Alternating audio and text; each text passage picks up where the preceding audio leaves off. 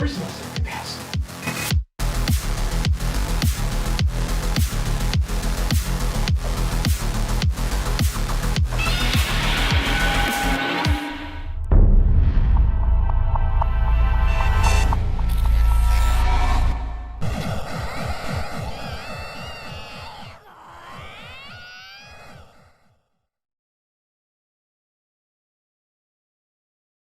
Good morning, Crypto Chaos. Good morning. Good morning. I think everything's working. I think having computer problems still, guys. I'm having computer problems. Again, still. Strawberry Dragons, good morning. Good morning, Chaos. Good morning, Strawberry Dragons. Good morning, G-Dog. Also here, afternoon from the UK. Danny Nolan, how you doing, Danny? How you doing? I haven't heard from you in a minute. Ben Lawrence says, good morning, guys. Working but listening in. Of course, yeah, we got you. We got you, Ben. Fed up, winning family. Everyone's tired of winning. So much winning. Yes, I'm tired of winning too, guys. Well, let's see. How do we do? Well, okay, we did okay. Called for baseline bear last weekend. We got basically right down the middle baseline bear. Kind of sucks. But you know what? This is actually only $1,000 less than we opened on Friday. Actually, when we closed on Friday, we're at 67,000 on Friday evening, and here we are this morning on Monday morning, and we're at 66. So only a little bit of a shakeout from where we ended up on Friday evening. Yeah, that doesn't look right. Still having computer problems. Alright, morning everyone. What does, this Monday bring us, says, BD in the house. I believe that is Brooke. How you doing this morning, Brooke? What brings us? Well, we're gonna get into it. There's a lot of FUD still. There's still a lot of FUD. We'll start with that. Let's start with that. Alright, we do have about, 8 minutes until the morning open. Easy's also here with a cup of coffee, guys. Make sure you got your cup of Joe ready for the morning. Maximus says, your volume is super high. Really? That is crazy. Let me see if I can adjust that. That is weird that it is. Oh my god. Yeah, no matter what I do. There we go. This should balance it out right here. Yeah, Brooke's here, working, but, listening in. I guess, volume high is a new weird one. I gotta restart my computer, guys. I gotta reformat it. I'm running out of space. I'm just, everything about my computer is just falling apart. All right. Let me get back to the clip I got this morning about where we are currently with the trade war and tariffs and blah blah blah blah blah. All right, here we go. For the most part, because under a lot of the federal trade statutes in regards to unfair trade, whether it's section 122, 301, or 232, the president is going to be able to levy his authority to implement virtually the same tariffs that were in place under IEEPA that the Supreme Court threw out. Sure, but the tariffs that were implemented through IEEPA, Representative Smith, is it your message maybe to corporate America that if they've joined this lawsuit that maybe they shouldn't be expecting the tariff refunds? How do you expect that to play out? You know, it's really unfortunate that the Supreme Court was crickets when it came to their very large opinion, but they didn't even address this. So, of course, now it's going to be reprimanded down to the lower courts. They will make those decisions, but it's going to be a process that's going to take 3 to 4 years probably before it's addressed. There is this question of uncertainty. That's certainly one of them, Chairman Smith, what's going to happen with the refunds. But then there's this other lingering uncertainty of having a president who first announces 10% tariffs and then 15% with Section 122, which can only be in place for a limited number of days. How is this helping uncertainty in corporate America? Do you think that there could have been an argument to just said, okay, the Supreme Court has made its decision and we carry on as is? You know, certainty is great for the economy. That's why we passed the big, beautiful bill, the Working Families Tax Cut, 6 months early to give the certainty to those small businesses, those big companies. But in regards to the tariffs, I think it's very certain. There's probably not going to be any refunds. I don't see a pathway in Congress that there's going to be refunds. And so you're going to look at over the course of President Trump's administration, he's going to continue to use those tariff revenues to bring down the deficit. There is another matter to this, though, and it can easily, and many people have framed this as simply a consumer price hike. Representative Smith, do you expect that all of the Republicans in Congress will be behind this when we're just 3.5 months away from a midterm election where affordability is on the ticket? I think it's very important to understand trade policy just as a whole of where it is with all Americans, but also all members of Congress and the United States Senate. It's a deeply divided issue, whether you're Republican or whether you're Democrat. There's not a uniform opinion of one party. In fact, you have Democrats that agree with Republicans and Republicans agree with Democrats on various aspects of whether they're pro-tariffs or they're anti-tariffs. So if something moves forward from a legislative perspective, it will have to be bipartisan, because it is such a bipartisan division when it comes to those different items. But let's look at what tariffs have done. We have the lowest trade deficits since 2009. And when you refund tariffs, you're refunding money to corporations that benefit by purchasing products outside of the United States. Who benefited from tariffs was the U.S. manufacturers and U.S. farmers. So to be clear, are you and your colleagues working on legislation right now to codify tariffs? We've been working on trade legislation throughout my 3 years as chairman of the Ways and Means. If you just look at most recently in the last month, we reinstituted and extended the Haiti and the AGOA trade preferences program. So we're in the middle of all the different trading aspects. If you look at the big beautiful bill, we addressed de minimis when it came to China and other packages coming in the United States. We're going to continue to do so. Tariff, because in large part the one big beautiful bill, Representative Smith, are we done cutting the deficit? Is this it for now?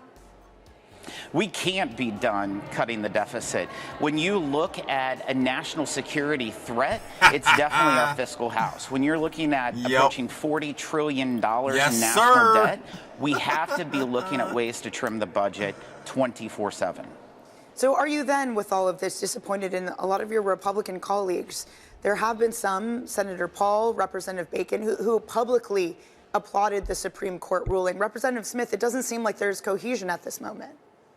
Well, Senator Paul didn't vote for the big, beautiful bill either. So there's always division within the Republican Party. But guess what? There's bigger division in the Democrat Party, because Hakeem Jeffries is not even the minority leader of the House. His liberal base affects all of his policies, his decisions. That's why we're in a government shutdown right now with the Department of Homeland Security, and why they're not funding TSA agents in the airport, why they're not. Yeah. And that's going to continue until, what is it? I think their funding, little funding they have, I guess, remaining will end up running out by the end of March. I think that's the deadline. Either way, we have a bunch of deadlines right now. They're all self-imposed, loose deadlines. Let's see what else we can find today. I did hear, too, that Trump did make a statement about the $2,000 check still coming regardless of Congress's approval. Yeah, we'll see. We need that for liquidity, guys. That's about it. Let's take a look and see what else we have here on the other headlines. We have, stock market, of course, Dow futures down 200 points as Trump raises tariffs again, sowing confusion. Bitcoin falls as much as 5% as Trump tariffs moves to raise uncertainty. And we're back on the table again, guys. Crypto's back in the spotlight. It's always when we're down. It's always when we're down, though. Europe hits back as a pure tariff attack. Tariff chaos from the U.S. warning trade deals are at risk. Everything's at risk. And, of course, there was a little bit of a shakeout last night when, of course, the foreign markets opened. Anything else going on here? Mexico fears move more violent. After many after army kills leader of powerful Jalisco cartel. That's been going on, of course, over in Mexico. We talked about that last night on the Patreon. If you guys hung out with us on the Patreon, you know what we're talking about there. U.S. importers are still paying Trump's illegal tariffs even after Supreme Court ruling. And the odds of them actually doing returns right now are probably going to be little to no.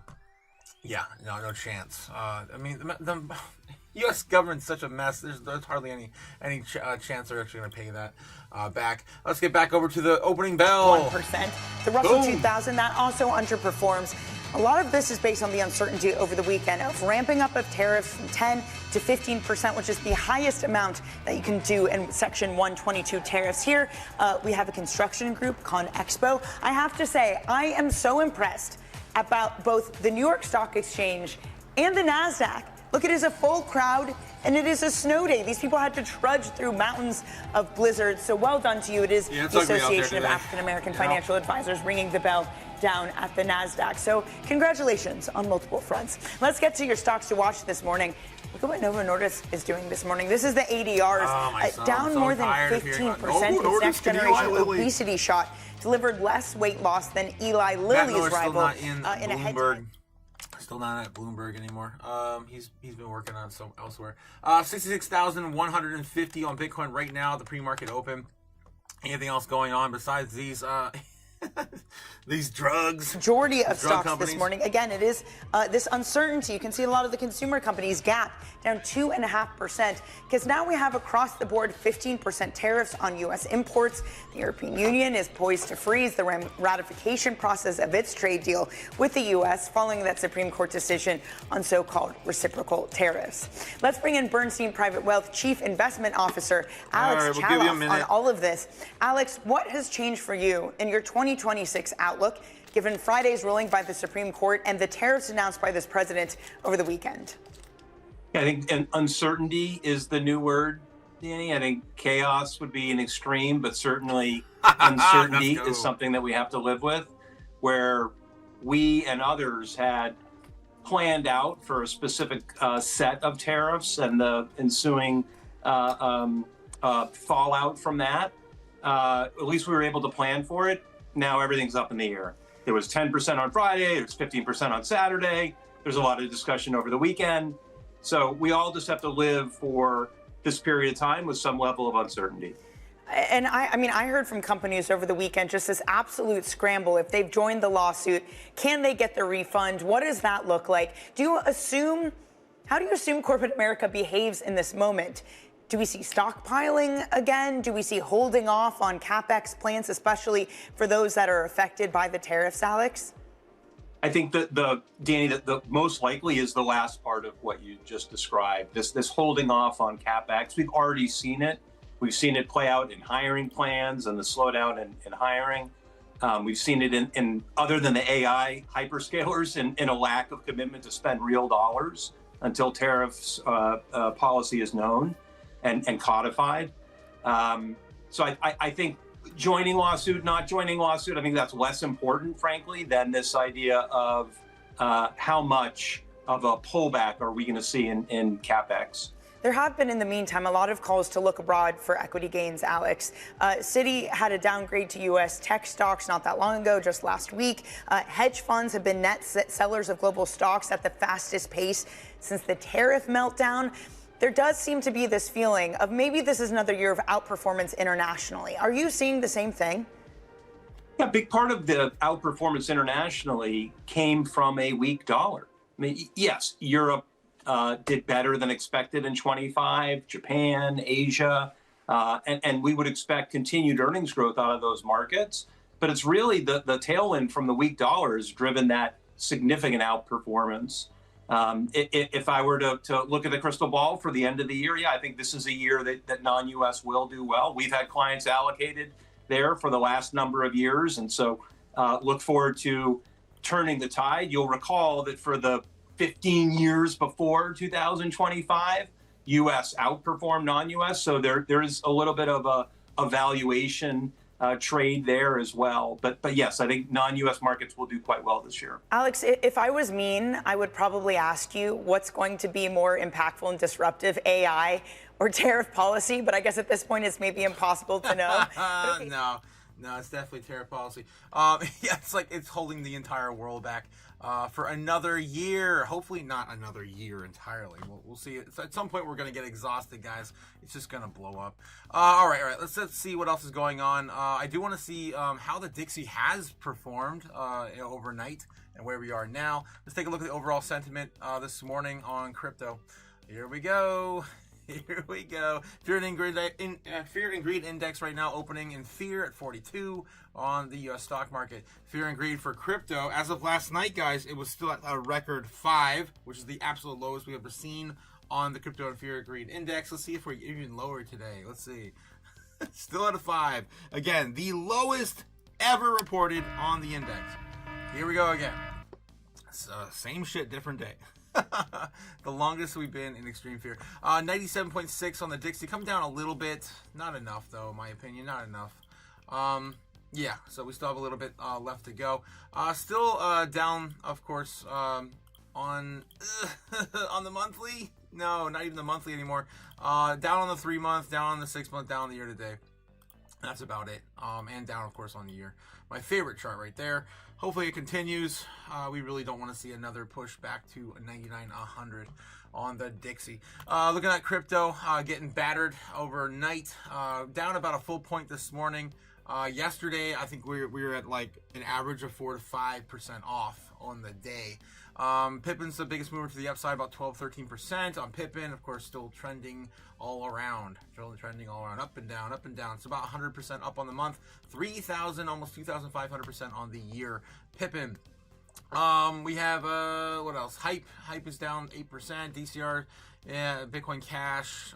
Did Bitcoin Cash finally lose the top 10 spot? No, it's still sitting at top 10 because ADA is still, suffering as well as everything else. Let's take a look at the weekly here. We're looking for opportunities that are down at least 15%. We're still not seeing even that on the weekly. Everyone's freaking out, but I'm not. I mean, just by looking at this right now, there's not enough blood, man. Not enough blood to really think this is a bloodbath just yet. The only thing really down are, of course, the trending coins like Zcash, down 15% on the week.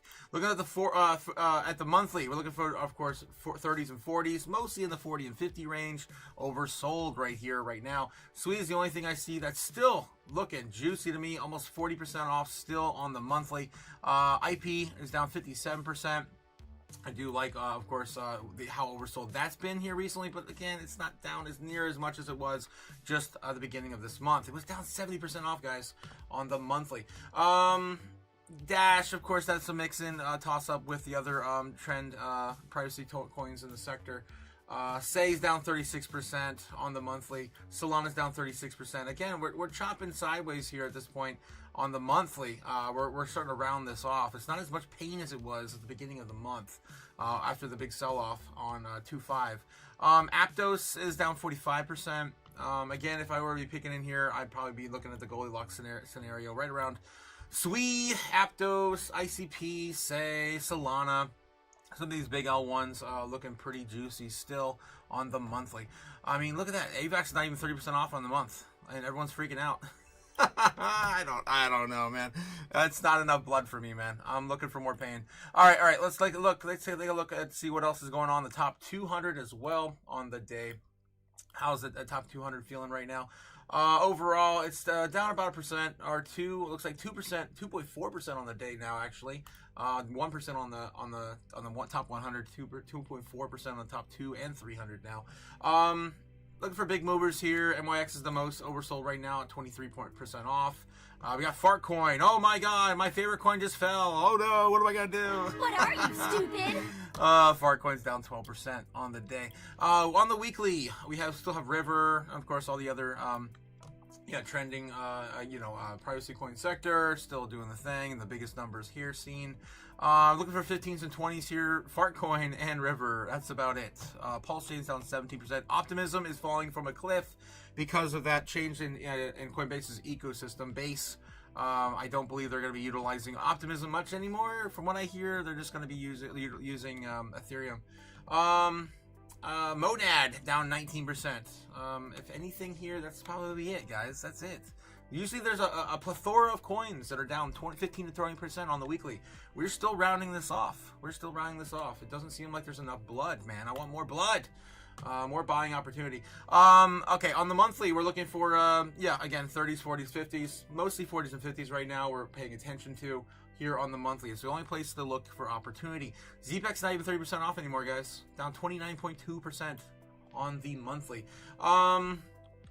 Celestia's down 34%. I'm not feeling any of these. I've been saying this almost every day now on the top 200.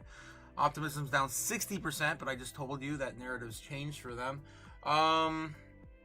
Yeah, I'm not feeling any of these guys. I'm not feeling any of these. I'm looking at the top 100 with them eyes, man, with them eyes.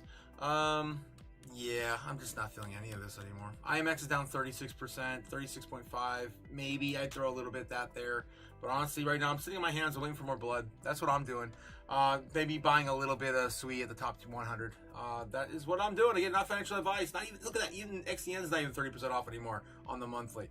Where's all the deals, guys? Where's all the deals? You got to look further out and take on more risk. All right, guys, of course, that's my 2 sats for today. I'd buy that for $1. Let's get back to Doomberg. What are they talking about now? They're on break. CNBC, check in with Kramer. What's he rattling on? We now know the way they get their finance may not be as easy after the kerfuffle that we saw last week. Lloyd Blankfein with some thoughts on private credit in the Journal on Friday. Journal today, by the way, takes Meta's balance sheet to task for saying that there's no uniform definition of what cash flow is. Of what free cash flow is. Yeah. And they point out debt, 5 years ago was zero. Now it's 60. Now it's 58. No, the cash flow, I mean... what the important point they make in this article is about stock-based compensation and the... I'm going to give them a couple minutes. Maybe they'll flip to Blue Owl again. I want to hear where they're currently at with that. There it is. It's a sort of an amorphous definition, so to speak, and doesn't give you a true reflection of the actual number of revenue minus capex, essentially. Well, a lot of people think that when Mark Benioff reports this week, Salesforce, they have too much stock-based compensation, so it's really not 15 times earnings. Right. And I've made the point on the stock-based comp that sometimes for a company in particular, when stock is going down, maybe it has to pay more cash compensation, or why should it be part of an adjustment when it's something they do all the time? This is a different argument, saying simply that the cost of buying the stock to offset what they're issuing, the cost of paying the taxes for their employees is such that it isn't seen as hitting free cash flow, but it really does. And therefore, you should be looking at a different multiple, I guess, when it comes to the likes of Meta. While we're talking, ServiceNow down horribly. All right. I'm moving on. I'm going to catch up with you guys in the chat. How you guys feeling? How you guys holding on? Bitcoin slipping again back to 65.7 from a high of 66 this morning. Still following, of course, our bear case scenario, baseline bear, right down the center this morning. Right down the center. That sucks. I was hoping for at least the whole entire weekend to stay on that baseline curve. We didn't get it, though. We were so close to just holding that baseline. We fell down a little bit. Still, things haven't really changed. We're still going 2 weeks sideways here. We did lose a little bit of that momentum. We hit 64. We haven't hit 64 since the 2-5 day. So that's a bit of weakness for sure. We're showing at the end of a 2 week sprint, right? 2 week sprint. So I'm hoping that this doesn't invalidate everything. We'll know by the afternoon if the market makers in like an hour or less than an hour, in like 45 minutes, determine whether or not they want to capitulate and move back down to the downside even further. Breaking down to the next target would be around 62. I think last time we checked on the books, 62,000 is going to be that next level of support that the order books are showing us. Let's take a look over there. Check out with you guys in the chat. Derek says, good morning, Otaku and Cast family. Good morning, Derek. How you doing this morning? Metal Detector says, good morning, everyone. And from England, good top of the morning to you, me laddie. I can't just break this. Okay. Metal Detector says, I see Jasmine was trying to make a little move on the 4-hour time frame. Where's Jasmine on there? Okay, so Jasmine's only down 20% on the monthly. So that's why I didn't even mention it at all, because it's not even that juicy to me anymore right now on the monthly. A lot of these coins, man, I'm telling you, we're waiting for something bigger to happen for things to move up or down. Still not even really in my radar right now for a buying opportunity. Let's see. That was Irish. Yeah, Max. Exactly, it was Irish. I wish I had a whoa bottle. What are you, stupid? All right, I'm moving on before I make an ass of myself. All right, let's see what else we got. Going on today, getting back into, I guess we could dive into crypto news this morning a little bit. Just touch the surface over on X. Of course, Michael Saylor announces over the weekend that he's purchasing more Bitcoin. Of course, I shared it on my X account. Trump said he's going to have the $2,000 tariff dividend without Congress's approval. I mentioned this. Let's just kind of hear what they're talking about. On that, or do you think you can do that unilaterally? No, I don't think we would have to go the Congress route, but we'll find out. The reason we're even talking about it is that we have so much money coming in from tariffs that we'll be able to issue at least a $2,000 dividend and also pay down debt for the country. But we'd do a $2,000 dividend to the people of our country. Would probably set a limit of, income limit where it made sense. But we will be able to make a very substantial dividend to the people of our country. I believe we can do that without Congress. You can do that without Congress. Of course, saying Trump. Over the weekend, Samson Mom says the longer we stay down here, the more likely, of course, a violent move to upwards will happen. I hope so, Sam, because this will be the second worst time period since 2018 on the monthly candles. Michael Saylor, of course, saying he's buying more Bitcoin as of yesterday. Of course, producing another orange dot, and by the size of that dot, it looks like it's just a little bit bigger than last week's purchase as well. Let's see how much Michael Saylor has purchased. All right, it should pop up right away. Usually, Supreme Court strikes Trump's tariffs. Trump fires back. That's of course coming to you on crypto Twitter. Jane Street. Oh no, the same one accused of the daily 10 a.m. Bitcoin manipulation we've been talking about for weeks. Just bought 785,000 Bitcoin. This one came out about 2 hours ago by Bull Theory over on X. X, of course, going to give it to you, the real news platform. More strategy shares. Jane Street now holds 951,000 MicroStrategy shares with worth 124 million, about a 473 increase in just 1 quarter. They, of course, been buying the hell out of all of these dips that they've been manipulating. All right, let's see. Let's see if I can find Michael Saylor's. I'm surprised it's not here in front and center. Really, gonna make me do it? You're gonna make me do the thing? All right. Actually, just MSTR. Yep, MSTR. How much more Bitcoin are they buying today? Here we go, Saylor. Looks like he just purchased another 592 Bitcoin for about $40 million at roughly about $67,000 per Bitcoin. All right. So let's do another trip back to TradFi because we're not done with TradFi yet. Bitcoin's still holding on to 65,800, attempting to get back to 66.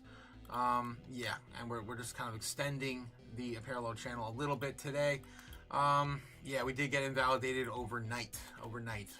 So this kind of sucks. This week we're supposed to get up here, guys. 2 weeks sideways, producing, of course, a floor. That was the goal. I don't know if we're gonna have we have so much uncertainty. The floor is just not there. Before I get it back into TradFi, let's take a look and see how the order books are going on Bitcoin right now too. Let's see what we're dealing with this week. All right. Of course, bringing you this for free is Kim, by the way, Snowline on YouTube. Well, technically, I'm bringing it to you for free as well. But yes, don't pay for it, you get free. What are you, stupid? All right, let's zoom on in and see what we got. Again, another day of nonsense. Okay. 15.2 billion against 15.8 billion. Still kind of flat this morning. Overall trading volume sitting right now. Why is this not working? There we go. Nothing works on my computer anymore, guys. Just forewarning you.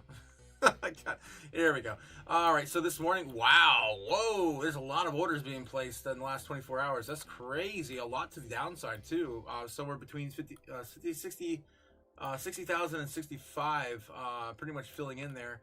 We already lost the area where they started adding up here. That's, of course, going to be a lot of shorts now, around 65 to 70K. 70K is still their biggest piece of resistance we had to deal with. And of course, they're filling the gaps here now between 70 and 75,000. A little bit here downward on the 80,000 to 75K level. A little bit more on 55, but nowhere near as much has been added between 60 and 65. be a bit late, smaller. People still betting on that 58K range as well, possibly hitting this week. So that's what we're looking at right now. It's a bit more than we had at least last week. So people are starting to really throw some money at the market after this tariff ruling. People are just tired, man. They're just freaking tired. You can feel it. You can see it. In the last 6 hours, you can see there's a little bit more added there down to towards 55K.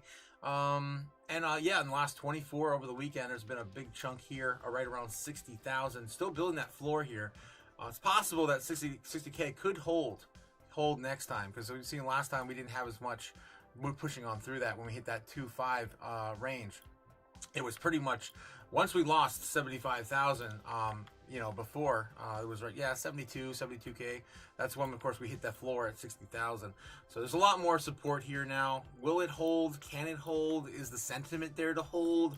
That's the real question. If not, we're going back down this 55K. That's what we're looking to see this week, guys. Will she hold? 62, 63, 64. Looks like now our largest area of support. 62 seems to have moved. 62 is, at least in the short term anyway. In terms of support, you can still see it there on the weekly chart. So between 62 and 64 is we're going to have most of our support remaining. We lost a lot though, man. They chunked right on through it. All right, we'll see if this holds up, guys. I'm hoping it does. But as of right now, the trading volume is still pointing towards the downside. 65,000 flat. It's probably going to be retested here soon. If we do lose that by 10 o'clock, about 10 minutes, again, we're looking at lower prices like 64, 62. All right, 66.8 is going to be now our largest point of resistance. 66.8. Let me copy this one. All right, so that's what we're dealing with this morning, guys. Fun. fun. Yeah, we lost that pretty good right there. 68.6, 68.8, 68. Let me put that there, 68. All right, let's move back into the news. All right. Okay, moving on. Doomberg, what are we talking about, Doomberg? Forceful in those countries that are pushing back against him. Russell 2000 falling 0.4%. Bloomberg dollar, that's also weaker this morning. Again, the trend had been mixed, but now it's getting more forceful. NYMEX crude, Matt Maley of Miller Tabak sending me a note saying, we're not paying enough attention to what's happening with Iran. That, yes, rightly, we're paying attention to AI and tariffs, but that is still one to keep your eye on. NVIDIA, those shares up 1.8%. We will get earnings from them this week. Salesforce diving. Morgan Stanley downgrading Salesforce. That falls by 4.2%. And look at some of these energy stocks are the best performing sector. ExxonMobil up 2%, Suncor up 1%. They're getting a boost from the Supreme Court. They're going to hear a challenge on climate change lawsuits. And then there's Netflix and Warner Brothers Discovery. So today is the deadline for Warner Brothers to give Paramount to submit its best and final offer. The Trump administration is also going beyond a standard review in the Justice Department's probe into Netflix takeover of Warner Brothers. All right, who you got next? Bloomberg has learned that there are some developments there, and so let's go to Ed Ludlow, who has been watching it. Ed, what is the latest in the Justice Department's involvement? We don't care about that. All right, it's about time. How about we just get into crypto news a little earlier today? We got about 5 minutes until, of course, 10 a.m. when we usually look into the news. So let's take a look at Bitcoin.com news today. First, all right, beneath the surface, why Bitcoin's recovery still lacks structural confirmation. Yeah, I could see that, man. I could see that for sure. We did not build up enough in 2 weeks, in my opinion. We'll see if it holds. We'll see. But that's all we got. That's all we were given. OpenClaw's 20 plus crypto capabilities and why verification matters. So that's another OpenClaw interest piece there. We can take a look at that. Anything else going on? Robert Kiyosaki's bullish, buys more Bitcoin at 67,000 as he warns the imminent historic crash. And this is coming off of, the banks last week, or I guess not last week, but last few weeks, basically calling for Bitcoin to be more of a store of value than gold here in the next coming months. Let's see what Robert Kiyosaki has to say this morning. Robert Kiyosaki ramps up Bitcoin buying amid market turmoil, warning of a historic stock market crash is imminent and positioning the cryptocurrency as a superior hedge to gold. The dollar faces mounting pressure. Guys, I'm still buying about $7 of Bitcoin a day. What are you, stupid? That's it. That's all I can afford right now. Buying the dip at 67K. Robert Kiyosaki ties Fed money printing to explosive Bitcoin upside. Rich Dad Poor Dad author, best-selling personal finance writer Robert Kiyosaki shared on social media finance platform X on February 20th that he is increasing his Bitcoin holdings during the market weakness while iterating warnings of historic stock market crash. Although Bitcoin is crashing, I bought one more whole Bitcoin at 67K.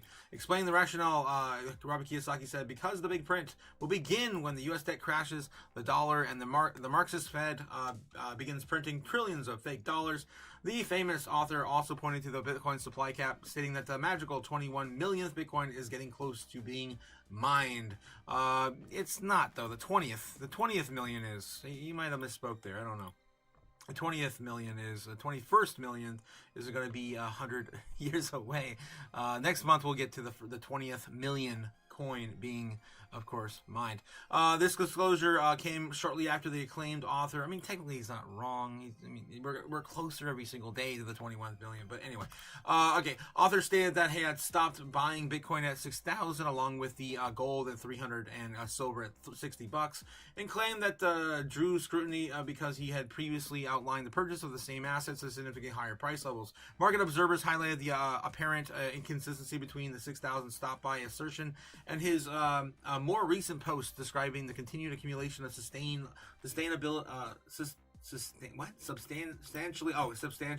elevated prices. Kiyosaki has long cautioned what will be described as the biggest stock market crash in history. Yeah, he's been calling for the everything crash now for like 2 years. 2 years. And we've kind of already seen it happen twice now. It's just been short-lived, right? Short-lived. Looking at the bigger one. I guess everyone's still looking for the bigger one. Referring to that publication he shared on February 16th, I am warning you. I warned the biggest stock market crash in history is still coming. He's still stressed. That giant crash is now imminent. I mean, guys, as we get closer and closer to $40 trillion, I don't see how he's not going to be right. I don't see how he's not going to be right. I just don't. I mean, we're so close to that freaking number. It's ridiculous. It's ridiculous. $40 trillion. He attributes the downturn to what he calls the debt economy and the Marxist Federal Reserve, predicting the Greater Depression, fueled by everything bubble, bursting and pressuring traditional stocks, bonds, and 401ks and pensions. For those not prepared, the coming crash will be your worst nightmare. I'm excited that I can't wait for the coming giant crash. I have my real gold, silver, Ethereum, and Bitcoin. Yeah, he actually became a proponent of Ethereum. I think it was the middle of last year. Of course, when Tom Lee, Fundstrat's, Tom Lee started the whole BitMiner accumulation of Ethereum. Robert Kiyosaki noted that he further remarked, no fake gold, silver, or Bitcoin. Emphasized his strategy during volatility. He pinned, I am so bullish on Bitcoin, I'm buying more and more as Bitcoin prices go down. 100%. Me too, man. As much as I can. As much as I can. All right. OpenClaw also mentioned again today. We got to get segue back over to the charts, though. It's about 2 minutes until the big drop or pump. Usually it's a drop, though. Usually the market manipulation happens at about anywhere between 10 and 10:30 every single day. Let's see if we get the same sort of move. We are pretty oversold from the market open in Japan, of course, the foreign markets, everything else wrapped up in a whole with the tariffs. That was the first trading day since the tariffs were announced unlawful in America. All right. So that's what we got. Let's take a look and see what else is going on with you guys in the chat. Crypto Quentin says, LFMAO, oi mate, pass me a bottle of water. Oh god. Crypto Quentin says, I don't know how you guys can function staying up so late on the Zoom. I'm so tired. I know, right? I know. It's a struggle, man. It's a struggle. You get used to 6 hours of sleep. Have you ever looked at the Bitcoin power law chart? Yes, I have, Metal Detector. It's basically just a log chart. I mean, it's pretty much similar to the rainbow chart as well. I don't show it as much, but I can show it to you. I can give it to you. All right, of course, this is what I'm usually referring to over here. Bitcoin, blockchaincenter.net, Bitcoin rainbow chart, which is pretty similar to the power law. It's just a log chart. If you go look at the power law, here's the power law right here. Let's see how the power law is holding in. Oh man, damn. We're down at that bottom band. Power law still is not invalidated. Nothing has changed. Nothing has changed. People swear. Some people swear by the power law. Some people don't. There's power laws for everything in this world, right? And that's science, proven by science. I don't want to spend too much time there, but yeah, we're still within that range. Looks like we can go back down to 55K according to the power law. Yeah, 55K, which is a lot of people are still looking at that range. Anyone looking below that is still crypty. I still think it's crazy. 55. I think $50,000 wick is still possible too. All right. What else we got in the chat? Crypto says, sit on your hands when the market's just sit on your hands and let the market do its thing. Yeah, do its thing, says Cradle Detector. Also, yes, Andy coming in with a $10 super chat. Give me money. Money me. Money now. Andy. Needing a lot now. Coming in as Andy today. No backstabber times 5, times 10. Good morning, Andy. Good morning. Top of the morning to you. President Trump threatens any country that wants to play games with the Supreme Court tariff decision will face much higher tariffs. Yeah, China was fighting back a little bit last night too. We were seeing headlines like, China doesn't want to play ball. Doesn't want to continue this game anymore. Trump is such a gangster, says Crypto Quint. Oh my God.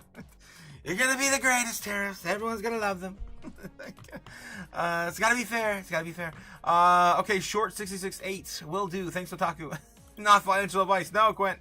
My God. Fed up winning now, of course, saying Andy in the chat. We're gonna win so much, you may even get tired of so winning. Tired. Everyone's tired of winning. Open claw. Let me get back to Bitcoin because we're still waiting on a possible, dipperoni further to the downside if this wants to give it to us. How's the overall market holding on here? Everything's in the red except for gold. Silver up a little bit, 2%. Looks like 2% up on silver, 0.25% on gold. Doge is up for some reason, 0.1%. That's nothing. And Jasmine. Jasmine's the only thing moving right now. Let's see what's going on in the foreign market, man. Jasmine's up from the low today about 11%. Pretty much back in the same range it was on last Tuesday. Back to the weekend too. I guess it's still in the same area as it was in the weekend. Maybe there's something going on in Japan. Of course, the rest of the market still moves on. It's not just America. America's not the only game in town. All right. So yeah, Jasmine's still got to get back above 206. Man, it's still far away. All right, it's chopping up a little bit though. Can't really get too excited when Bitcoin's down in the dumps though. Because anything can still, of course, tank this market. All right. So that's what's going on with Jasmine right now. It's the only thing I see right now that's up a percent or two. Actually, 3 right now holding. Yep, that's the only thing that's in my list of things. All right, Justin, Ohio is tariffing Illinois. Well, they probably deserve it. I need to get the hell out of here, guys. Screw Illinois. Screw it. Get the hell out of here. They didn't want me here anyway. All right, let's see what else is going on. TradFi news. Let's get back over there. Make sure we're not missing anything else breaking. Never know. There's still possibility that Iran does get attacked this week. I think there's like 40,000 troops in the area already, ready to unleash havoc, I guess, on Trump's approval. I think they gave them 10 days from Tuesday, so maybe tomorrow, if they don't sign that agreement, then they're going to strike. I don't know. We don't know. Well, we'll have to wait and see how that goes. All right. Anything else? This is breaking news. 4 basis points. Keep an eye on the psychological 4%. Last week, we had an intraday low of 4.01%. Sarah, back to you. Okay, thank you, Rick Santelli. I'm focused on trade and how we calculate what the new Supreme Court ruling means for tariff rates and the economy and jobs and inflation. How much of a game changer is it? Well, first of all, President Trump, as we heard from Secretary Besson over the weekend on some of the shows, and the trade ambassador, Jamieson Greer, remains defiant in his use of tariffs. He says this morning at 7 a.m. on Truth Social, the Supreme Court will be using lowercase letters for a while based on complete lack of respect of the United States, accidentally and unwittingly gave me as president of the United States far more powers and strength than I had prior to their ridiculous, dumb, and very internationally divisive ruling. The court has also approved other tariffs, he says, for example, of which there are many, and they can all be used in a much more powerful and obnoxious way with legal certainty than the tariffs initially used. We did get a taste of that as the president immediately moved to implement 10% and then 15% over the weekend tariffs using the 122 clause. So how do we calculate what all this means? Well, good thing we have the Yale Budget Lab because they do some real-time work here on this. So basically before the IEEPA ruling, the Supreme Court ruling was shot down, the effective tariff rate, kind of looking at everything, was about 16% here. Now, with the substitution of the 122 15% tariffs, that's 13.7%. So it's comparable, a little bit less. Yeah. But what's interesting is that this one only lasts for 150 days. So unless he can get it extended, it would go down to about 9%, 9.1%, if he cannot, I don't know, get it codified in Congress or figure out other mechanisms using all sorts of investigations to get these more permanent. It does spell relief, right, for ultimately for corporations, consumers. Yale Budget also looked at the PCE impact, the inflationary impact. So before the Supreme Court ruling was struck down, 1.2%, they say, change in PCE levels this year. And now, with the substitution of the new tariffs, that's only 0.9%. So, you know, we talked to Torsten Slok of Apollo, and he was saying this is good. It means less pressure on inflation. They put some numbers behind it.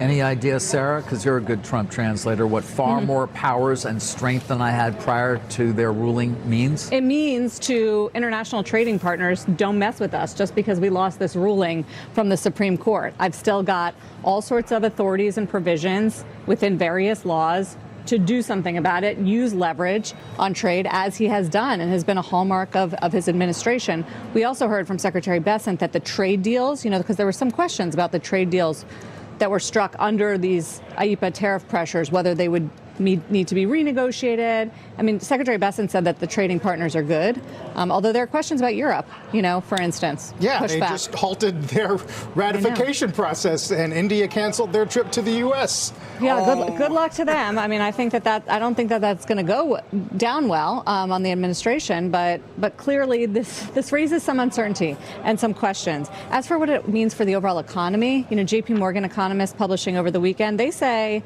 the macro impact of these developments shouldn't be huge. That isn't to say there won't be headaches for importers juggling different tariff schedules, but the difference in the aggregate fiscal burden of the tariffs on domestic purchasers is not enough to have a big impact on our outlook. Economically, that is. Right. Meantime, stocks losing some steam here as the president again is on Truth Social talking about trade. Dow's down a full percent, down 526. Joining us this morning, Lizanne Saunders, Charles Schwab, Chief Investment Strategist. What a weekend, Lizanne. Good to have you. Yeah. Nice to see you. Honestly, I don't know. That was a really good update. That was actually a really solid update. Let's see what else. We could have a discussion about the way in which the S&P has kind of churned around, even as various components have either crushed it or gotten crushed. Yeah, I think the churn that's happening under the surface, you know, the S&P has had at the index level. All right. I think we squeezed enough out of it. All right, Bitcoin is slipping again at 10 o'clock, 10 a.m., 10 right now, 10:10. So yeah, a little bit more pain probably coming soon. Maybe we come back down here and test the bottom of this range at 65K flat. Maybe we get one more bounce and then a continuation into the day. Again, Jane Street's buying at these prices. How long can they keep us down here? That's the real question. How long can they keep us down here? At this point, it just it boggles my mind because they want to sell it off in order to produce a lower price. And then buy it at the lower price, so eventually it's going to squeeze. It's going to squeeze eventually. And I think that's going to be somewhere in the low 60s, probably in the low 60s. If I had to put a bet on it, I'd say 62. Maybe we don't see 55. Maybe we don't see, unless we do see Iran get attacked this week. Yeah, then 55 is on the table. Yeah. Jake the Snake, still, what are you calling for this? Still calling for 55K, Jake the Snake? $50,000 Bitcoin? Jake the Snake in the chat. How's it going today, Jake? Of course, the King of Ohio. Welcome, my friend. Don't forget to like, subscribe, guys, and hang out with all the craziness over here on YouTube. Oh, hail the King of Ohio! Jake the Snake, the keeper of wrenches, the painter of lead pipes, the igniter of dumpster fires. My king. Good morning. Guys, also, don't forget to join our Patreon. So, yeah, we do have a lot of people, of course, to hang out and chill with and talk crypto, talk shop. If you have any issues with what's going on in your portfolio, come and join us over there. I'm talking about building, of course, a risk-adjusted portfolio every single day I possibly can, as long as you guys will let me talk about it, because sometimes you got to pull me off the mic. I think I get a little too carried away. You can hold X of this and 50 of this. Yeah, if you want to, of course, hang out with us. And this weekend, we were talking about this last night. We're talking about doing a $100 buy-in on Monopoly, playing some Monopoly over on the Discord next week. Still talking about doing something fun like that. Of course, on the sidelines of always talking about crypto on the Zoom calls. All right, what else we got here in the chat? Preparing for my work, my metal friend. 55K. Okay, you came up a little bit now in your projections. Okay. So we're going up to 55 now. Taking the snake back up. The Jake the Snake level is now sitting at 55K. What the hell? Yes.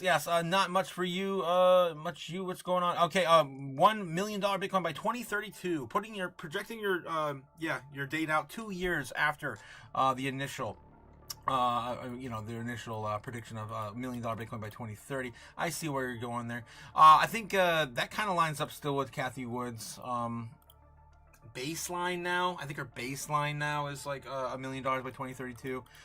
It used to be her baseline was 2030. I think our bull case is still 2030 though. What else we got? Jake says, preparing for my metal work. Metal detector in England says, I think if we do hit 55K, it will be probably a quick wick down and then back up, says metal detecting. Yes, probably. Only time will tell how much uncertainty do we have to deal with in the very near term. That's a fair view, says Metal D, says Jake the Snake. Yeah, I agree with you. All right, so 65.9, still holding. Still see if we're going to break down from here. Usually it's about 2/3 of the way, so we still have maybe... Actually, that's drawn out. That's on the 30-minute. Damn, that's on the 30-minute. Yeah. I mean, we could still chop sideways here, but more than likely we're going to break down here soon. I would say really soon, like 10:30. Come on, do it. It's getting tight now. It's getting tight. Rolling on over. Is it going to be a fake out or a dumper Rooney? Let's look at the smaller time frames. Looks like it wants to be a fake out on the smaller time frames. Let's see, how long does that got left? 10:30. Yeah, 10:30. It's always 10:30. Every freaking day, 10:30. Probably going to be a fake out if I were to be a betting man. Take a look at the order books. How are we holding up? Again, over there. CNBC still rattling on about crude oil. All right, do we have any legs? We still have a little bit of legs to get back to 66.5, but that's about it. Starting to lose overall momentum. There's a lot of buys, man. A lot of big buys. Bigger buys than we normally see in the morning. Multiple millions of dollars just scrolling across the screen. 65.5. Is it 65.5? Yeah, 65.5 still holding for support. All right. Yeah, so probably going to be a little bit of a squeeze the upside. So at least retest 66.5 one more time. Probably get knocked out of there. We'll see. Right around 10:30. Yep, something like that. No rejection. They'll come back down the channel and then lose it. More than likely, that's how this is going to play out today. But again, we're oversold already, the foreign market. Usually, of course, it doesn't matter which side of the world you're on. If you're looking at something like this, typically, and there's no basis of a correction, then we're going to do what we call the yin-yang reversal to the upside. That would at least get us to retest 67 where we fell from yesterday, 67.5 in that move. And it could just be, again, it could just be market manipulation trying to, of course, suppress the price and buy up on these lows as close as they can at these ranges between 60 and 65K. That could be it too. I don't know, man. It's really 50-50 today. It's really 50-50. There's just not enough liquidity. Like, there's just not enough liquidity. Let me flip a coin. All right, we're going to break out. Oh, my God. Which one's the best crypto asset? Well, Bitcoin's the best crypto asset. Okay. What's the second best? There is no second best. Then why are we selling it, Sailor? Why? What are you, stupid? It's so dumb. I know, it's so dumb. All right, let's get back to it. Crypto news. Anything else breaking today as we still wait for a retest and a breakout? Hopefully this afternoon. Let's get back over here. Take a look at. We haven't looked at the Cointelegraph this morning, and then we got to do some doom scrolling over on Twitter. Standard Chartered sticks to a $2 trillion stablecoin call, but trims the T-bill impact. Damn. So new predictions out there from Standard Chartered. HODLers have given up on 65K. 5 things to know if Bitcoin this week. Anything else? Hopium FUD articles for the most part. Any new juicy news? Tether flashes Bitcoin bottom signal. Can Bitcoin stage another 100% rally? Ooh, Hopium all over the place. Standard Chartered sticks to, I think that's what we're gonna take a look at that. That's the only thing that looks like it's. Yeah, anything interesting this morning? All right, we'll take a look at that real quick. Standard Chartered sticks to $2 trillion stablecoin call, but trims the T-bill impact. Standard Chartered slashes forecast T-bill demand for stablecoins to $800 billion to $1 trillion by 2028, but maintained its $2 trillion stablecoin market call. Still calling for the market cap of stablecoins to be around $2 trillion by 2028. This is right up there with Scott Bessent. A bit lower, though. Scott Bessent's calling for about $3 trillion by 2028. Oh, man. Choking on my own spit. What are you, stupid?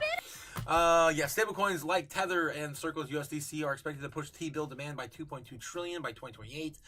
Standard Chartered analyst Jeffrey Kendrick and U.S. rates strategist Kevin Davies says that in a market report shared with Cointelegraph, despite the U.S. dollar stablecoin market cap stalling at around $300 billion in recent months and broader crypto downturn, the analysts remain bullish on the passage of the U.S. Genius Act in 2025.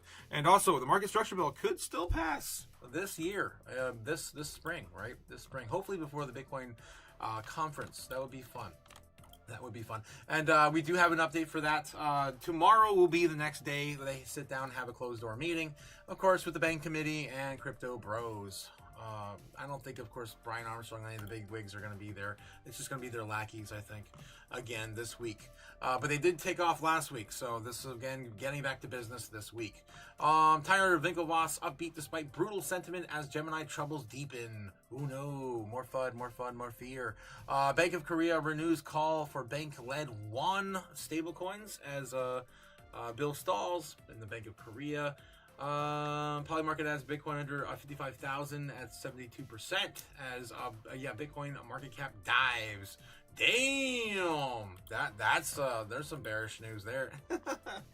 Well, Polymarket didn't win with the tariff ruling. That was insane. 22% chance that it was going to be rolled last Friday, and it hit, man. It hit. No one was expecting that to happen Friday. Polymarket odds on Bitcoin are now 55,000 at 72% as the Bitcoin market cap dives. Let's take a look over there. Just take a look and see from the horse's mouth, shall we? Bitcoin right now looking at 51% a chance of it going up. Again, coin flip. That's exactly what I'm talking about. U.S. strikes Iran by March 7th. Looking at 37% chance. Damn, at the early March. What else is going on here? We're looking at Bitcoin. Hit in February. What price will it hit? There is a 63% chance. Where was it? Damn, this thing is so convoluted. Jeez. View resolved. I don't know what the hell. I don't even know how to read this damn thing anymore. It's getting too messy over on Polymarket. It said here, Bitcoin will hit what price in February? Looking like a 7% chance of 75K, 2% chance of 80K now on the bets here. And the best, I guess, option, of course, is going to be 60,000 or lower. It's going to be 21% chance of that right now. All right, so yeah, not looking great. Not looking great. Will Jesus Christ return before 2027? Only still a 4% chance. Damn it. What are you, stupid? All right. Let's get back to more news. Let's go back to TradFi, catch up with you guys in the chat. Jake the Snake's got a link for us over there. Let's find out what is going on with Jake this morning. God, what trouble do we get into next? I guess it would help if I click on the link. Yeah, there we go. What do you got, Jake? What do you got? So another FTX Alameda situation. Are you still going on about Binance? Are you still talking about a Binance collapse that would take the markets to its knees? Major investigation on dropping February 26th as one of the crypto's most profitable businesses, where multiple employees abuse internal data to insider trade over a prolonged period of time. Okay, that's very ominous. Do we have any like proof to this? What company is it? Like is it just a baseless like conspiracy, a rumor? I don't know. I'd have to know more, Jake. I'd have to know more. I know you're looking for those. You're definitely looking for those. Definitely have some money on the sideline. You just never know when that's going to hit. It would not hurt. Like $5-6 grand could change your life if you bought on a downswing caused by some sort of defunct large entity, right? That's always a possibility. Always a possibility. That's why you have, of course, some dry powder always on the sides. All right, what else we got here? Let's take a look back at CNBC. What are they rattling on about? Again, S&P laggards, Apple, CrowdStrike, blah, blah, blah. Okay, whatever. All right, let's get back to crypto news again. Did we already check Coin Telegraph? I think we did. Let's take a look at CoinDesk this morning at Daily HODL. Institutional investors sell $288 million in Bitcoin and crypto assets in fifth straight week of outflows. This is coming from CoinShares as of this morning. Goldman Sachs says 3 pockets of market have upside potential amid friendly macro landscape. And I believe crypto is going to be one of them. Let's see what sectors they're looking at. Okay, Hammond names several sectors that could propel in 2025 the S&P 500. And so pockets of the market likely like consumer discretionary companies or transports or some industrial complex, their stocks are really driving the market. It looks like they're supposed to be sticking to safe stocks that, of course, are going to survive in a either scenario. Okay, I gotcha. McDonald's and Walmart, basically the normie stuff. Analyst warns Bitcoin could repeat a 2018 and 2022 capitulation event if Bitcoin breaches crucial support. Yes, right now we are at that area. If we have another red month, if February is indeed another red month, which right now it will definitely be, very unlikely we see a resurgence out of Bitcoin in the last 5 days of the month, we're going to produce another red month. Let's get back to the chart. Of course, it'll be the second time ever we had this many red months in a row, the last time being 2018 in the bear market. So I guess that would be, again, a bottom signal. If this is the end, the final bottom, and we produce the fifth or sixth consecutive red monthly candle in a row, we are going to be, hopefully squeezing out of the bear market. All right, so yeah, you can see here 1, 2, 3, 4, 5. This will be the fifth monthly red candle. Last time we had this was back here in 2018. I still say that we didn't get anything when it comes to an actual bull market. All right. Let's move on. Bitcoin currently sitting at 65,900, still waiting to break back up and retest this area here. In about 7 minutes, we'll know if the manipulation has stopped for the day, and it possibly has. Because usually, again, we'll see these reversals after the market on the other side of the world or this side of the world, whatever, starts to sell off rapidly. That's traditionally what happens without this uncertainty lingering over our heads. It already wicked up there now. It's possible it gets rejected now. Probably going to see the opposite effect, breaking down by 10:30, retesting 65.6 if we don't get another leg down to a fake out. to the upside. So on the 5 minute, the 15 minutes, yep, it's all wicked all the way down. The 30 minute, and of course the hour. 4 hour looking bearish. Everything pretty much looking bearish, man. Everything. 1 minute maybe has a little bit of a leg up there to retest 66.2, but for the most part, it looks like it's going to come back down.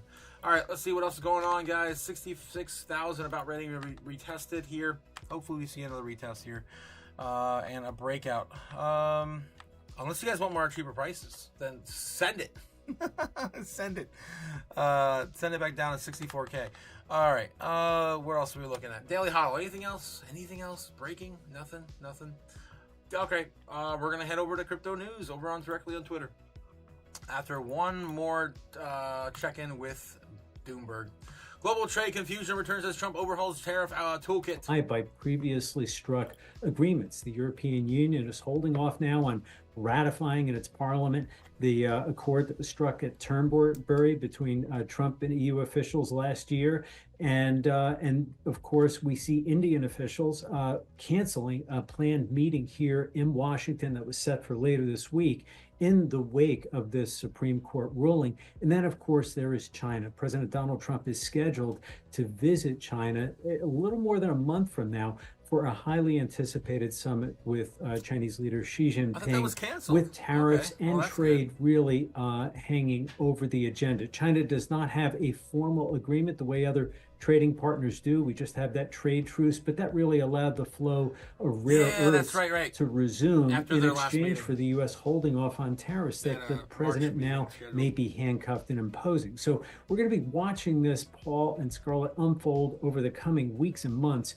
And the administration is trying to make clear from its standpoint that it's steady as she goes, and that they're just using this latest round of tariffs announced on Saturday as a bridge. But it's unclear how firm or steady that bridge will be and how quickly they'll be able to impose. Yeah, a bridge with also additional tariffs for anyone who doesn't comply. Yeah. That's technically what we heard. Okay. All right. That's a quick little update if you guys are just tuning on in on the tariffs. Let's take a look and see what else Jake the Snake has for us in these links. He's been, of course, alluding to other companies collapsing. 97% hit rate. Thanks, Vitalik. What, on his last selling pressure? Yeah. Over his 160 sells during the last 5 years, Vitalik has a 96% hit rate of selling the local top. Damn! Calling out, of course, Vitalik Buterin. And the Ethereum Foundation. Of course, taking some off the table to facilitate some of the foundation's required foundational, needs. Okay. Vitalik hasn't stopped selling Ethereum. Recently, he's still selling as of 15 minutes ago. Look, apparently this is coming out, breaking as of today. Yeah, February 24th or 23rd. Okay. So yeah, they need a little more money, man. I mean, he needs a little bit more ramen noodles. If you guys ever seen how Vitalik lives, it's absolutely insane. He just goes couch to couch. I swear to God, he just goes couch to couch. You haven't seen those videos. All right. What else we got here in the chat? One of my biggest pet peeves is being on the treadmill and someone gets on the one next to you when there's 30 other machines open, says Los. They like you, man. They just want to touch your booty, says Jake the Snake. All right. So, yeah. Anything else to take away here from the tariffs? Question. Patience. Michael, is there any rumblings down there in Washington that Congress may reassert some of its Okay, here we go. I don't know, decision-making power as it relates to trade here, given the Supreme Court ruling? I haven't heard much other than a few social media posts. Well, Paul, that was part of the concurring opinion that Justice Neil Gorsuch wrote. Gorsuch, as we all remember, was a Trump appointee, and the president was pretty unhappy with two of his three high court picks during his remarks last Friday. And Gorsuch referred to the role of the legislative branch in imposing tariffs. And he almost chided Congress for really not stepping up. But we haven't seen the Republican-led House or Senate really assert itself or assert. All right. That's a pretty stale answer. You got just to say you got nothing, buddy. All right, moving on. All right, I'm going to get back over here real quick. We do have Bitcoin on the move a little bit right before 10:30. of course, when we usually start to see market manipulation occur. Let's see if it happens again, guys. Still on the trend line so far since the little bit of a retest to backed up to 66.5. Let's see if we get another one today. But as of right now, I don't know, guys. The order books are just mystifying. A lot of selling pressure right around 66.5 and 66.8. So a lot of headwinds above us, pushing us downward. A lot of buy pressure though. Holy crap! People are still digging in deep. Overall, the sell pressure is still a bit more to the downside. Overall volume is about $500 million more than the inflows. They're building up. They're building up that area. Wow, they really want to short the hell out of this. So more than likely, we're going to go back down and then retest, of course, that 65 flat, 65.2. At least one more time. 65 flat, 65.2. That would be... Where the hell am I? Oh, I'm on the wrong chart. No, I'm on the right chart. Right? Yeah, it's the same place I'm looking at. 65, I don't know, I got freaking arrows all over the place. Alright, 65.2. 65, yeah, that's a little bit lower than that wick here. That chop right here, yeah, that's where that is, pretty much. 65.3, 65.2, that chop right here. Alright, we'll see if that holds. If not, then yeah, we're going back down to 62,000 on a really bad flash crash on a Monday morning. False move Monday. You just never know. You never know. Usually it's to the downside though, on a Monday. Alright, Tuesdays are always better though. Okay, moving on. What else we have? We didn't get into this one yet. OpenClaw, 20 plus crypto capabilities and why verification matters for OpenClaw. Moltbook, OpenClaw, ClaudeBot. What was the other name for it? Too many damn names. Alright, OpenClaw, the open sourced artificial AI framework, formerly known as Moltbot and ClaudeBot, there you go, has been quietly turning its bots into digital currency power users. But in crypto, every shiny new plugin deserves a skeptical eye. OpenClaw is the open source AI agent framework where modular skills function like plugins, giving agents the ability to perform specialized blockchain, wallet, and market tasks.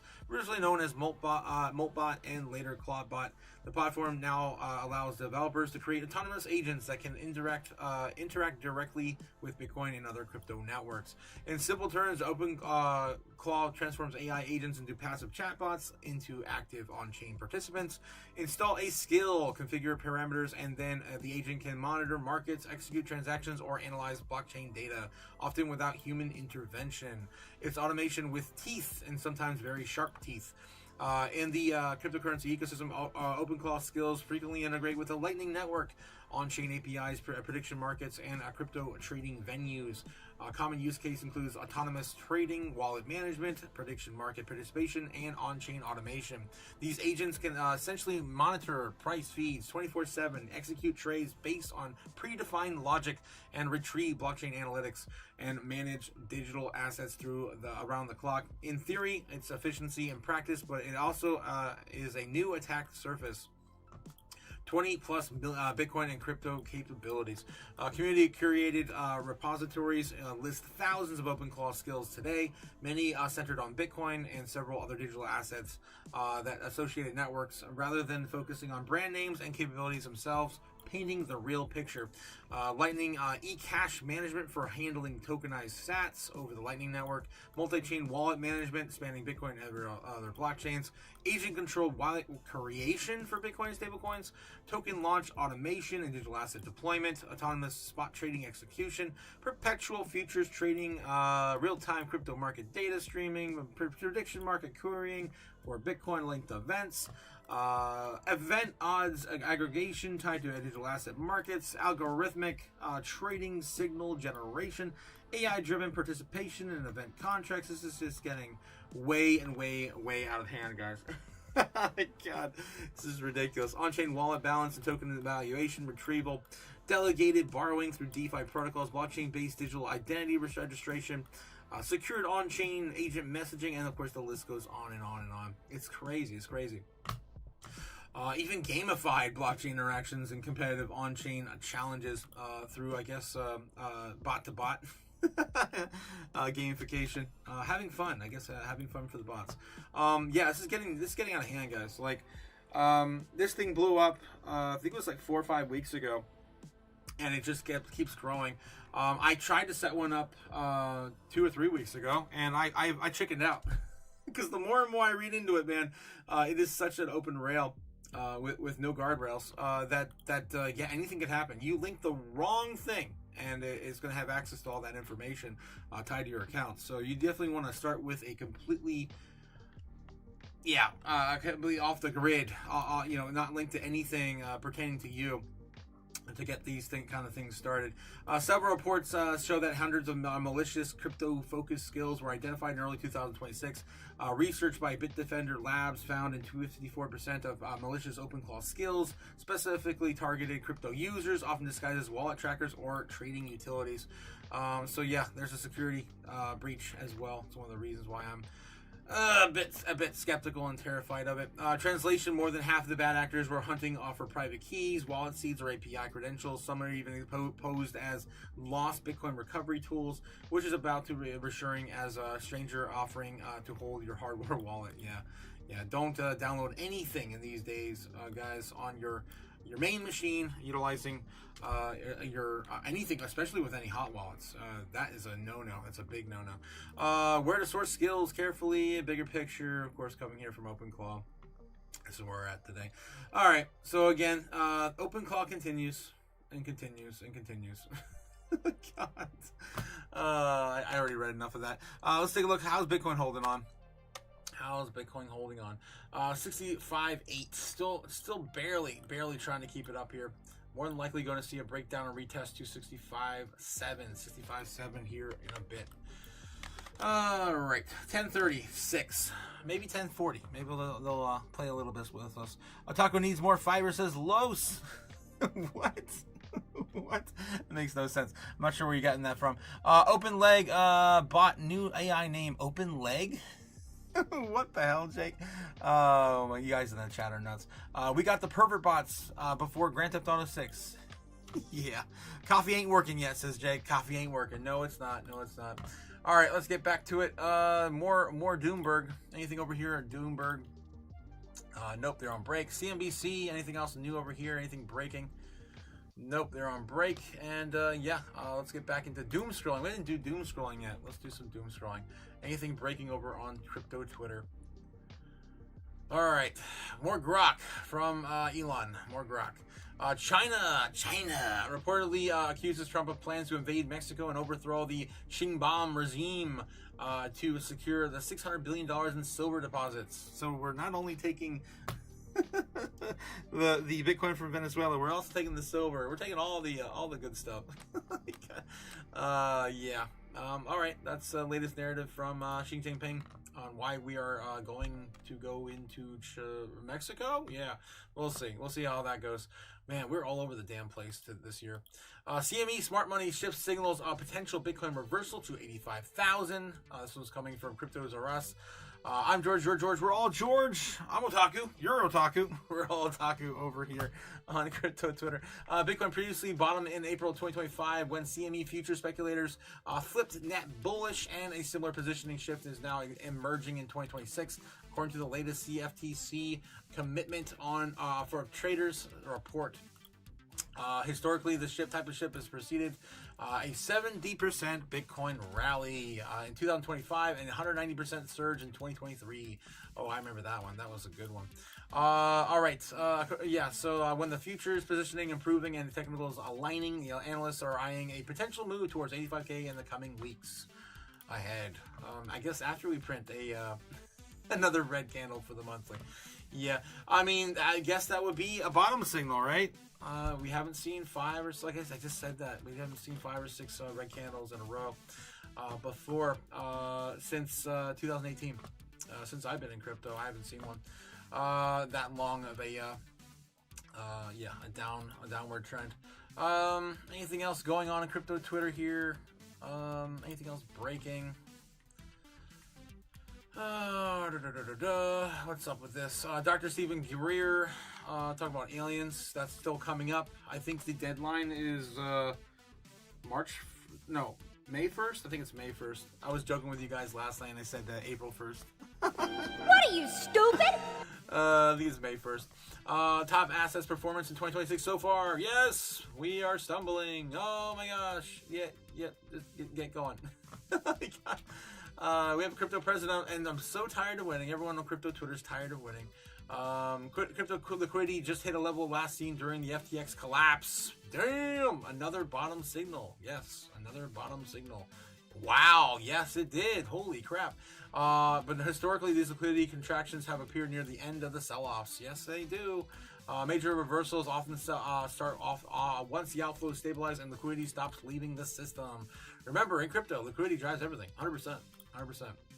You can see, of course, what they're referring to down here. And we touched the butt. We touched the butt, guys. It could be over. It could be over.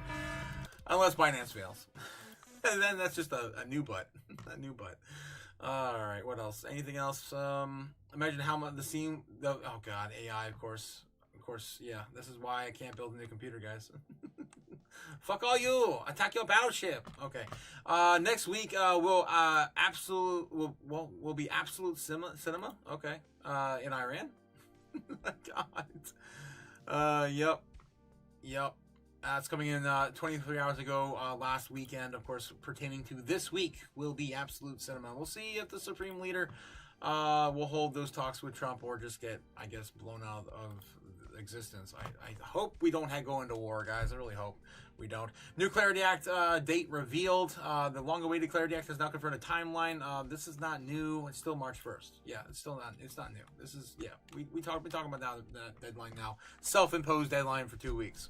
All right. Anything else here? Breaking New York Times found dating for women in New York City is so brutal that some date events are charging women 100 and men a 0. What? And the attendance ratio is still 3 to 1 women to men. That's crazy. What? I don't believe that.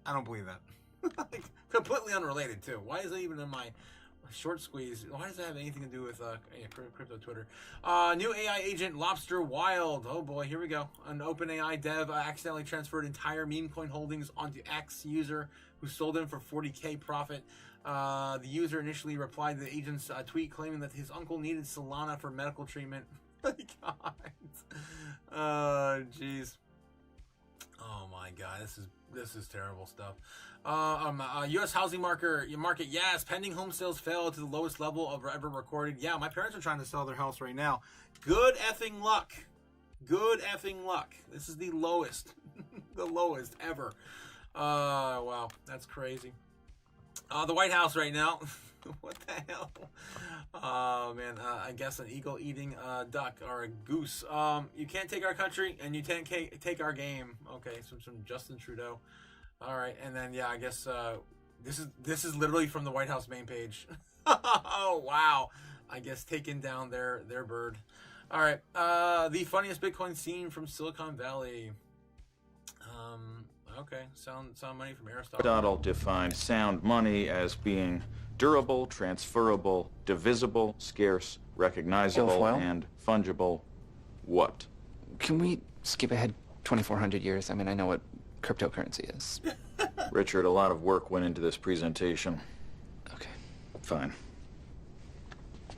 But you're missing out on a lot of wisdom here. Why don't you tell me what you know about Bitcoin as a jumping-off point? Okay, sure. Well, I'm pretty sure it was founded by a Japanese guy. Or guys, or girls, going by the name Satoshi Nakamoto in 2008. True identity still unknown. Okay, look, every day I read an article about how we're in a Bitcoin bubble. And who is writing those articles? I don't want to say the establishment, but is it possible that Warren Buffett called Bitcoin a pyramid scheme because he has 92 billion conventional dollars to protect? Let's say he's right. Let's say Bitcoin dies. So what? MySpace, Friendster, they both died. But they paved the way for other social media tripe like Facebook and Twitter to completely overrun the planet. Crypto is out there, and it's not going away. It just feels sketchy. In the same way that a new internet is sketchy, Richard? What is crypto, if not decentralized, anonymous, secure, and an existential threat to the powers that be? I would think that you'd be all in on something like that. All right, so I guess that's a scene from Silicon Valley, and Bitcoin was mentioned. All right. Anything else going on? I don't think so, guys. I think it's pretty stale right now. Bitcoin's still chopping around sideways, 65.7, 65.8, still getting tighter and tighter as she goes. This could be it. Still keeping the trend line this morning from the sell-off last night. All right. We'll see. Again. Yeah, if we do lose this area, or it's going to be, again, a coin flip. 65.3 is probably going to be our stopping point. And, of course, we got to break back above 66.5. That's where all the resistance right now is mostly setting up between 66.5 and 67K. All right. Is that the clip where the gem boy all got his crypto learning from? For sure. Oh, wow, Jake. Yeah, probably.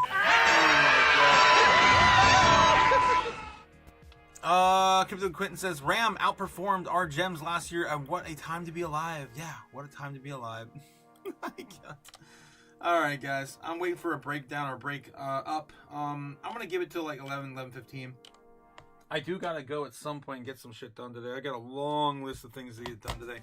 I gotta reformat my computer this week too. I don't know how I'm gonna get this shit done and do the show. It's just gonna be a nightmare. All right. 65.8. Anything happening on the news outlets? Let's keep the price action up and live. There we go.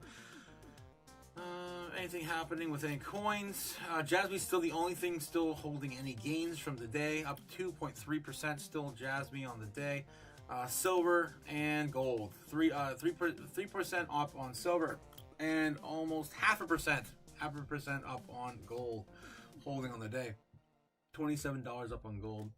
That's all that's going right now. It's the only thing moving. The S&P 500 is down 57. Damn, $57, almost a full point. Nasdaq is down about 2 points. And yeah, everything else continuing to decline. The Dixie's sitting at 97.6 right now on the Dixie. All right. That's where we're at. Moving on. Anything else going on from Jim? What are you doing, Jim? What the hell are you doing, Jim? It's the reason why it's been able to win more market share than Wegovy in the first place and become the preferred obesity treatment among doctors. Novo Nordisk, of course, more and more weight loss, obesity drugs. What's going on with the headlines on Fox Business? We didn't take a look at that today. More snow. Grubhub, DoorDash shut down New York City operations as city enforces travel ban during historic blizzard. Damn, thank God I'm the hell out of New York. What else is going on here? Florida pulls a $4 million in an hour amid wealth influx as new residents pour into Florida. Well, they did just announce, what was it? No tax on property taxes, right? No property taxes in Florida anymore. That might be, I think things are kind of moving that direction. Part of the secret sauce in Florida is we're all on the same page. Wilson testified that the business understand the economic growth, growing the private sector and shrinking the public sector. It's sort of good for everyone in Florida. 23.5 million people live here and want to create the economic opportunity, good jobs for everyone and down in Florida. No one can afford to live in Florida, though. It's like no one's getting paid enough. I always say if Florida was a stock, I'd be investing everything I had into it because our economy and diversification strategy and our focus on growing the business. Okay, whatever. Jobs in Florida. All right. I see a different. I have a different opinion. Living down there with the normies. Let's see. 3 Mile Island restart signals. Nuclear revival across America's grid. Did they finally get that thing completed yet? I don't think that thing is going to be done for another few years. Maybe. But first, the hot topic of the hour: President Trump is looking to re-energize. All right. What's the time frame on the 3 Mile Island project? Bitcoin's still at 65.8. I don't see a timeline listed on there. Okay. Oh, here we go. 3 Mile Island's plan 2027 restore the nuclear generation capacity to Pennsylvania's grid as electrical demand increases. All right. Anything else, man? We get nothing ever from Fox Business. Who am I kidding? Nothing. Kevin Hassett says Fed economists should be disciplined over tariff study. Oh yeah, there's another thing too. Kevin, what the hell? Warsh. I think Kevin Warsh said over the weekend. He was interviewed, and I think he said something along the lines of a pause may be needed as of right now. So that kind of got the pre-market jitters going too.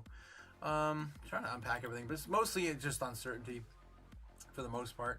They're talking about Bitcoin right now. Or commodities all that much either. All right, Nathan, thanks so much. Appreciate it. Nathan.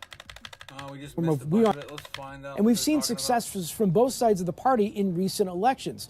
Now, the discussion or the decision to have the Virginia governor come and give the address, I think, is going to lead more towards the moderation side of the argument. But again, you know, this address is really going to dictate, I think, this messaging, because right now the Democrats going into the 2026 elections are essentially running a platform of we aren't President Trump. But they are going to have to come around with a bigger message, I think, going into 2028. Yeah. 30 seconds left, Nathan. Should we expect anything from this Congress for the remainder of this calendar year? You know, I think there's still an opportunity for a housing bill to pass. To long story short is I don't think it's all that exciting for the markets. But then there's this idea of a crypto market structure bill passing in April. I'm still at a 60% chance. Gives regulatory clarity for companies like Coinbase and Robinhood, but I don't think it really impacts the underlying Bitcoin or commodities all that much either. Interesting. All right, Nathan, thanks so much. Appreciate it. I mean, I've heard that take before too, but yeah, I mean, Bitcoin, honestly, it shouldn't matter for Bitcoin, to be honest. Bitcoin should just be moving either way. But it's going to be, a front and center narrative that's going to drive crypto. And if it drives crypto, it's going to drive Bitcoin. So, yeah, I'm not going to be one to bet against that. That's for sure. All right, that's pretty much it, guys. I don't think there's anything else going on. 65,700 on Bitcoin right now, 10 minutes away from 11 o'clock. Still hanging out here trying to wait for another 10-minute candle, or well, I guess 15-minute candle to play out here around 11 o'clock. What's going on this morning? Gamma Goddess is also here. Good morning, Gamma. Oh, Jesus. Yes, it looks like she just woke up. Woke up, says Gamma. I was on the investigation team last night. Yeah, let us know. What did you discover last night over on the investigation team on Patreon? Guys, also a reminder to you guys, if you're not part of the Patreon, it's only $15 a month. $15 a month. And yeah, you get to join the Chaos crew over there, and we hang out all the freaking time. It's ridiculous, guys. It's ridiculous. Of course, you're missing out if you're not over there. Let's see. Up very late. Yes, we're always up very late over there. too late every time. You just get down another rabbit hole and another rabbit hole, and coin after coin. Grand Rising, Otaku and Chaos family. I hope everyone's doing well. Yeah, you too. Good morning, Gamma. Let us know if you guys discovered anything else last night we should be aware of after I took my leave. Because it got too damn late. Gotta get up and do the show. Crypto Quentin says, grab a cigarette and a white monster, Gamma, and rejuvenate. You guys are nuts. What are you, nuts. stupid? All right.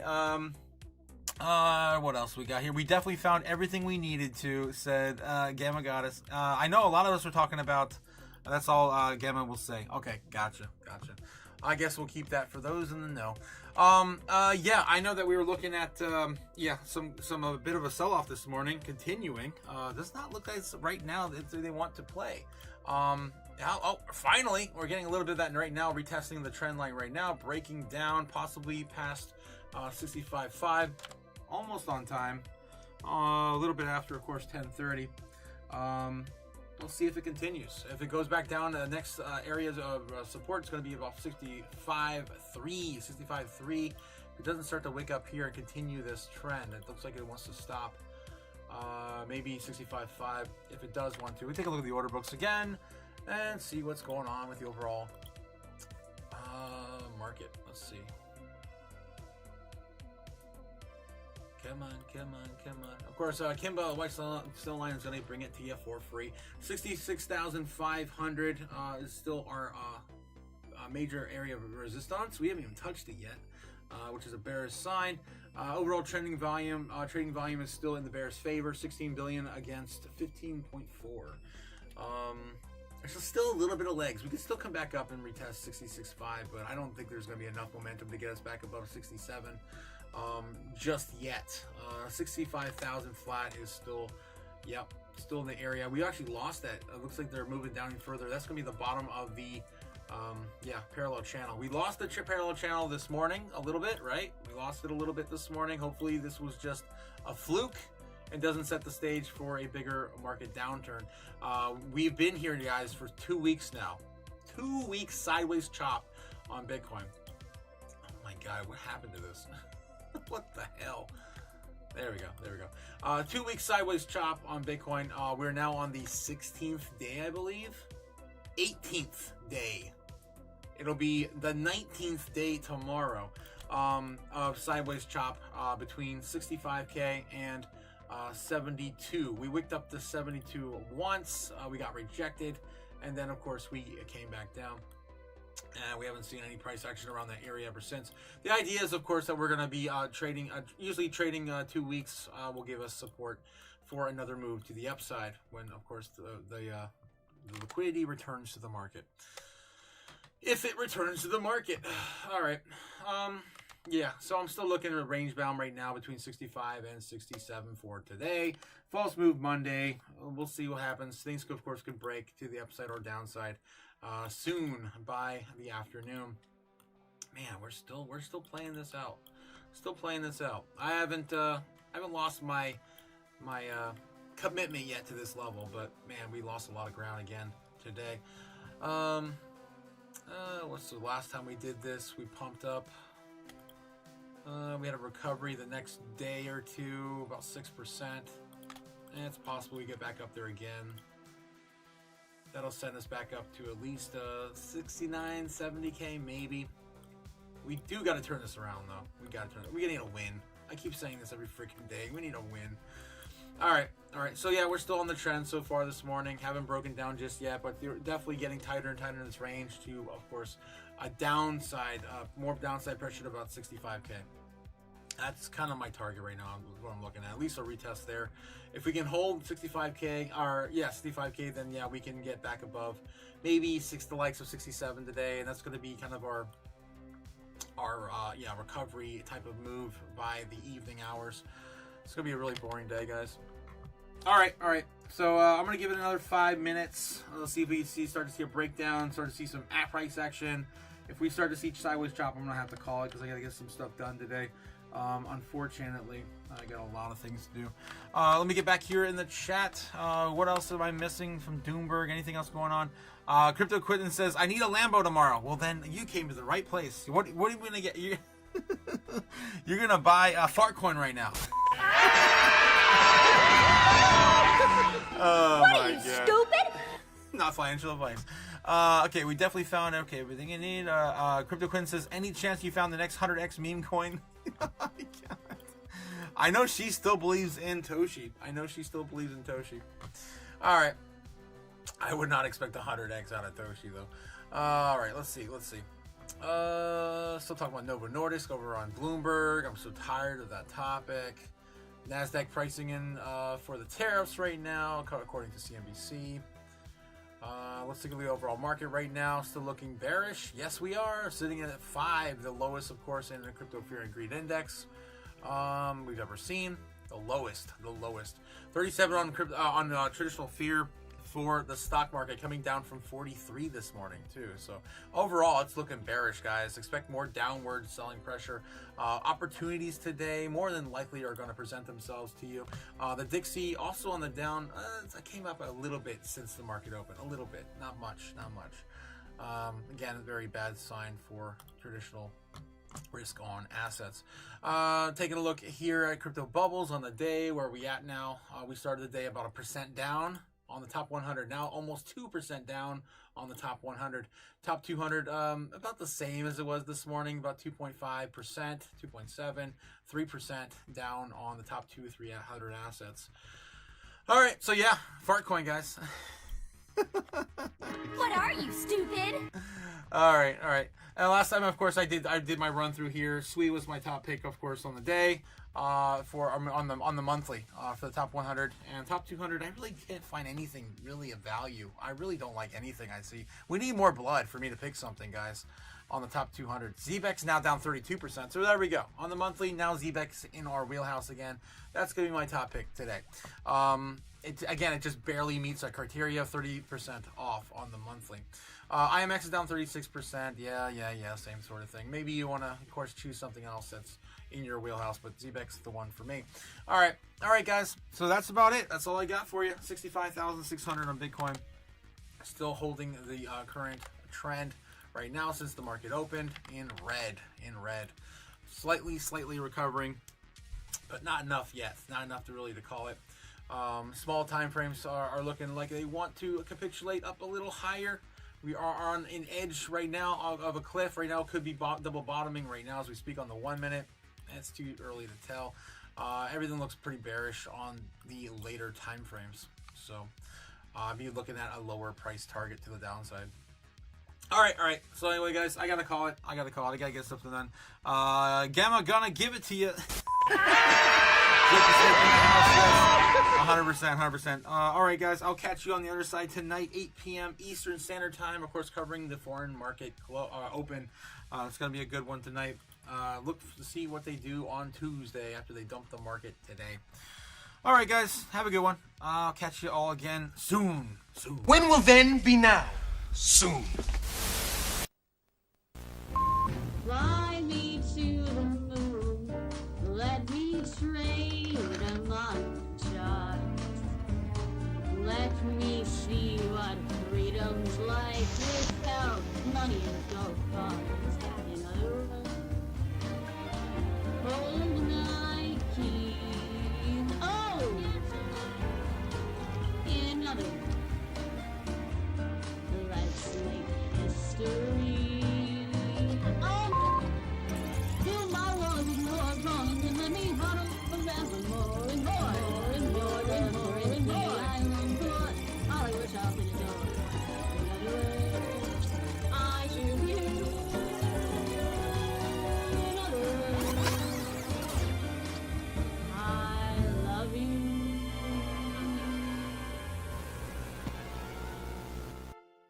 Oh boy! One more mention before I leave, guys. I forgot to talk about market cap today. Overall crypto market cap, 60. Yes, Bitcoin's currently sitting at 65.6, but overall market cap did recover a little bit from the lows last night. We were watching, of course, on the Patreon at around 2.23 trillion.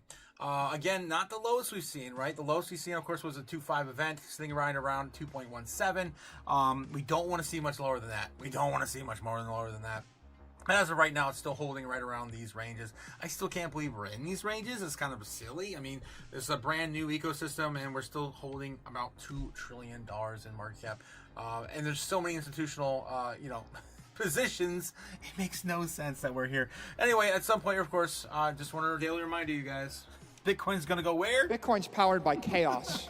When Godzilla walks onto the playground, all your models, they're all going to be destroyed. It's going up forever, The Laura. point is, if you have the superior asset, it's going up forever, Laura.